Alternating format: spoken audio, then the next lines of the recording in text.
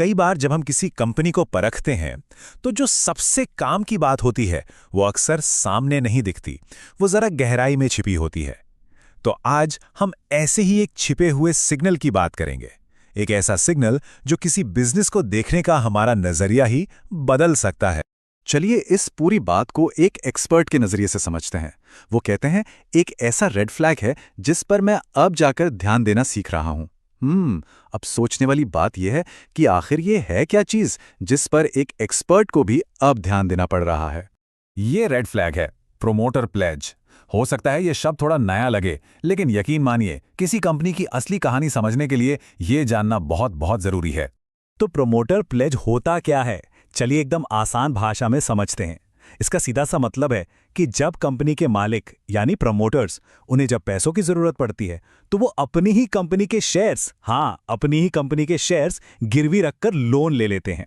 बिल्कुल वैसे ही जैसे कोई अपने घर के कागजात पर लोन लेता है, बस यहां घर की जगह कंपनी के शेयर हैं। अब ये सुनने में तो बड़ा नॉर्मल लगता है ना? भाई अपनी ही चीज है, उस पर लोन ले लिया, तो इसमें हर्ज क्या है?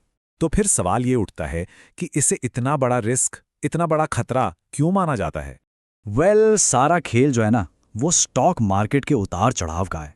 असली कहानी तो तब शुरू होती है जब उस कंपनी के शेयर का दाम नीचे गिरने लगता है।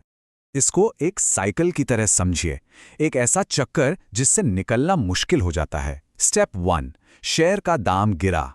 अब जैसे ही दाम गिरा तो जो शेयर गारंटी के तौर पे रखे थे उनकी वैल्यू भी कम हो गई। बस यहीं से लोन देने वालों की टेंशन बढ़ जाती है। वो सोचते हैं हमारा पैसा डूबेगा, तो अपने पैसे बचाने के लिए वो प्रमोटर्स पर दबाव डालते हैं कि भाई ये शेयर बेचो और हमारा पैसा चुकाओ। और बस यहीं से मामला और बिगड़ जाता है। सोचिए जब बाजार में अचानक से ढेर सारे शेयर बिकने के लिए आ जाएं तो क्या होगा? जाहिर है स्टॉक की कीमत पर और भी ज्यादा प्रेशर पड़ेगा और वो और नीचे जाएगी। और ये एक ऐसा जाल बन जाता है जिसे तोड़ना मुश्किल है। दाम गिरता है, शेयर बिकते हैं और उन बिके हुए शेयरों की वजह से दाम और तेजी से नीचे गिरता है। तो अब शायद ये समझ आ रहा होगा कि ये छोटी सी दिखने वाली डिटेल कितनी जरूरी हो सकती है। और मजे की बात यह है कि इसे अनदेखा करना भी उतना ही आसान है। हमारे जो सोर्स हैं वो भी यही बात मानते हैं। कहते हैं पहले मैं इन डिटेल्स को इग्नोर कर देता था, लेकिन अब देखिए सोच में कितना बड़ा फर्क आया है। पहले इन गिरवी रखे शेयरों की डिटेल्स को कोई खास तवज्जो नहीं दी जाती थी, लेकिन अब किसी भी बिजनेस पर भरोसा करने से पहले ये चेक करना एक बहुत जरूरी स्टेप बन गया है। यही होता है जब जानकारी और अनुभव साथ आते हैं। हाँ, लेकिन एक बात साफ कर लेना बहुत जरूरी है। अगर किसी प्रोमोटर ने अपने शेयर गिरवी रखे हैं तो इसका यह मतलब बिल्कुल नहीं है कि वो बिजनेस ही खराब है। ऐसा मान लेना गलत होगा। तो फिर इसे देखा कैसे जाए? देखिए, प्रोमोटर प्लेज को कंपनी पर कोई फाइनल जजमेंट की तरह नहीं देखना चाहिए, बल्कि इसे एक बहुत ही जरूरी, एक क्रिटिकल रिस्क सिग्नल की तरह देखना चाहिए। एक ऐसा इशारा जो ये कहता है कि रुको और गहराई से जांच पड़ताल करो। और जैसा कि हमारे सोर्स भी साफ कहते हैं, ये मेरी अपनी सीख है, कोई सलाह नहीं।